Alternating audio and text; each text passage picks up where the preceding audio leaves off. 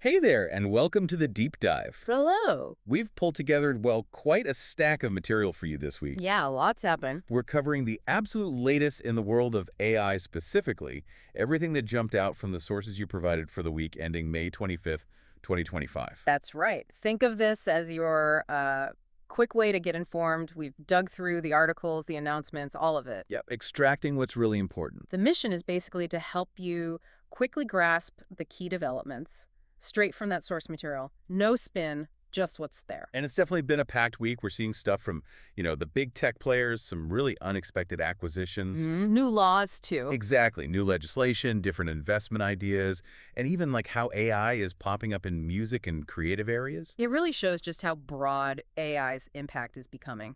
It really does. Okay, let's unpack this. So kicking things off, probably one of the biggest chunks in the sources was about Google's I/O conference. They definitely put AI front and center. Oh, absolutely. The material made it super clear Google's pushing AI deep, like really deep into their whole ecosystem. Right. The headline grabber seemed to be Gemini. The sources say it's actually going to replace Google Assistant entirely. Yeah, that's a big shift. And they rolled out a whole suite of new AI features alongside it. What did we see? Gemini Live. Gemini Live for real-time stuff, yeah. Imagen 4 for generating really detailed images. Okay. And VO3 for creating video with AI. Right, the video tool. And even Google Search is getting in AI mode, more conversational interactions there. And they teased those new AR smart glasses, too, kind of hinting at where AI might show up physically. And the business model shift, that stood out, too. Definitely. The sources mentioned new subscription tiers. AI Pro, what was it, $20 a month? Yeah, $20 a month. And then AI Ultra, quite a jump, $250 a month. Wow. $250. So for access to the really advanced tools. So what this tells us, I think, is Google isn't just tacking on AI features. They're fundamentally rethinking their products and their revenue around AI. Exactly. These subscriptions. It's not just a side thing. It looks like a serious attempt to capture direct value from users needing those high-end capabilities. Yeah. Maybe moving beyond just ads. A potentially big shift in their business model, yeah. Okay, so moving from Google's announcements to, well, this was unexpected. This one definitely turned heads. It's where it gets really interesting, like you said. An AI company buying a design firm, and not just any design firm. Right. Founded by Jony Ive, the sources report OpenAI made its largest acquisition ever, buying IO, Ive's design startup. And the price tag? $6.5 billion. All stock. All stock. Yeah. The stated goal, according to the sources, is to bring that IO team in to work on, quote, innovative AI-powered devices. And IO is part of Love From, Ive's larger creative group. The focus seems to be on next-gen hardware.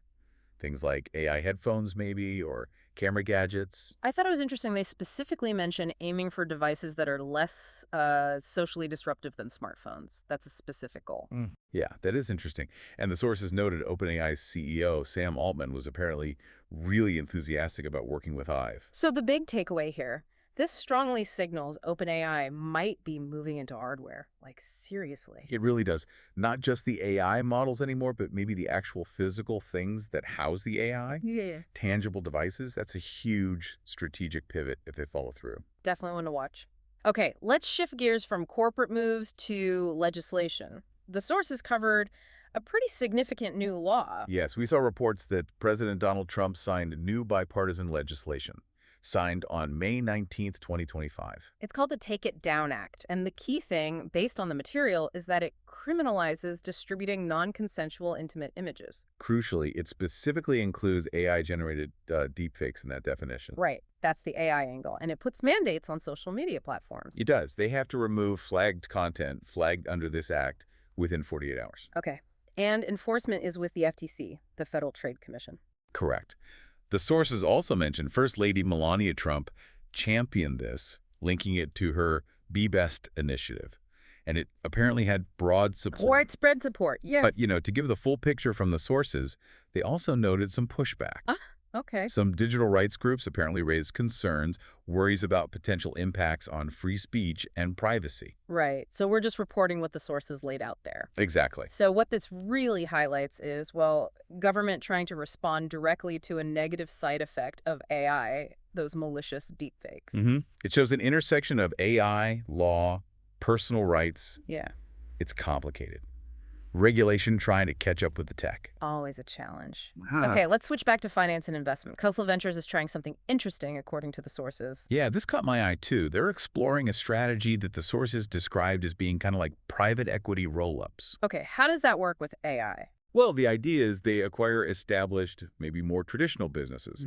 The examples given were things like call centers or accounting firms. Right, not typical tech startups. Exactly. And then the plan is to use AI-driven automation to basically optimize the heck out of their operations. Make them way more efficient, serve more customers, maybe. That seems to be the goal.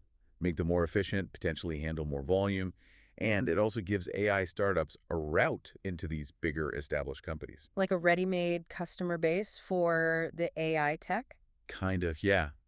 The material did say Khosla Ventures is being cautious, though, testing the waters before raising specific funds for it. Gotcha. So what this shows is AI isn't just for building brand new tech things.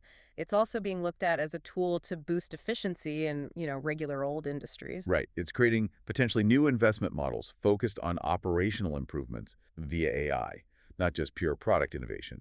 Interesting angle. Now, here's another place AI popped up, according to the sources.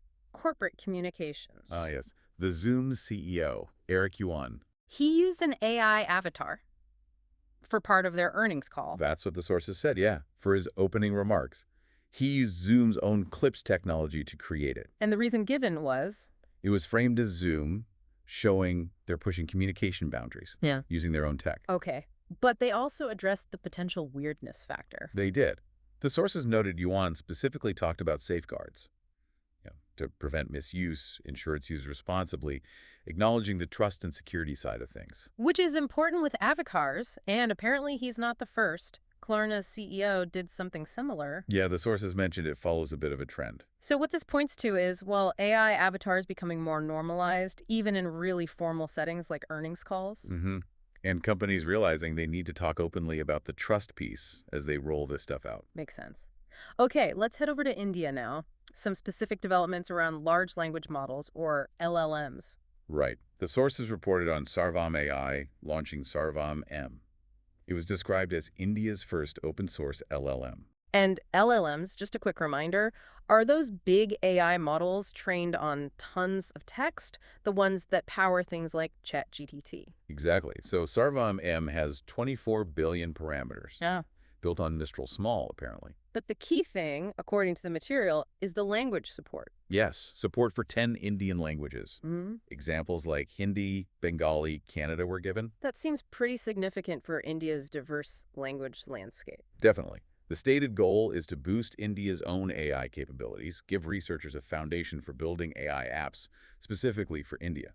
The sources included one interesting data point on uptake, 334 downloads in the first couple of days. Yeah, 334. So what this signifies is, look, it's an important step towards creating AI that works well for India's specific needs, making it more accessible locally. Even if those initial download numbers seem quite small. Right.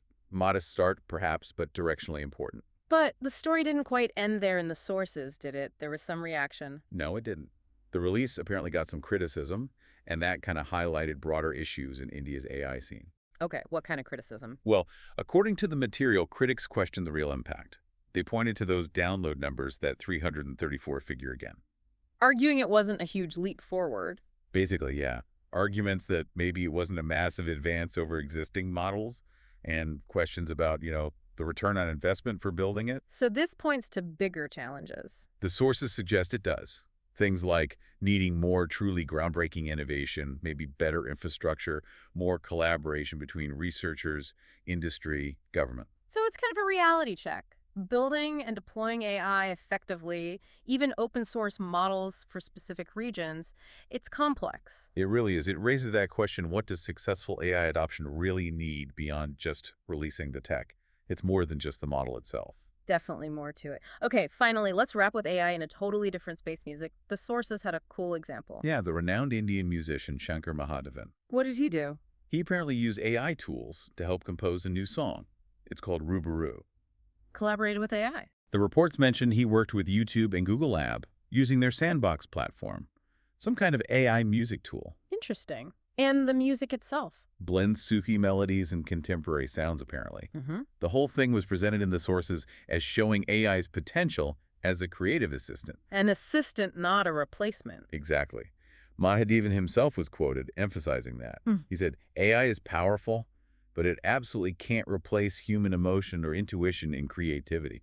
So he sees it more like a collaborator. He called it a friend assistant, according to the sources, something to enhance the process, maybe spark ideas, but the artist is still firmly in charge. That's a great way to put it. So this example shows AI moving into creative fields, not necessarily to automate, but to augment. Yeah, it's a different angle on AI's impact, helping artists explore new things. Okay, so looking back across this whole deep dive, wow, we've covered a lot, all straight from the source material provided for the week. We really have. I mean, from Google's big product push and that OpenAI hardware signal.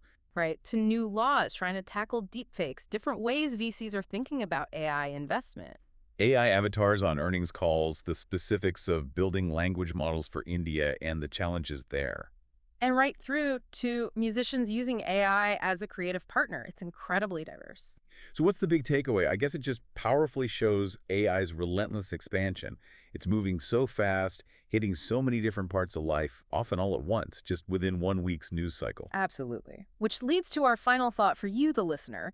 Considering this pace we've just talked about, governments trying to regulate deepfakes while musicians are using AI assistants, while big companies are trying to bake it into everything.